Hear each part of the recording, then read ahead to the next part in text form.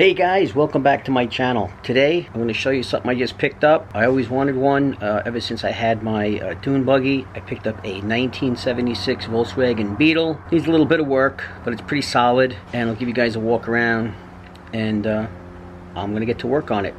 And I'm going to try to video everything I do. We'll see where it goes. I don't know if I'm going to Baja it or I'm going to keep it stock, maybe take the bumpers off, tint the back windows, stuff like that. We'll see. The first thing is first, tune it up, get the valves corrected, because I think she's not idling properly. We'll go from there. So here we are. Let's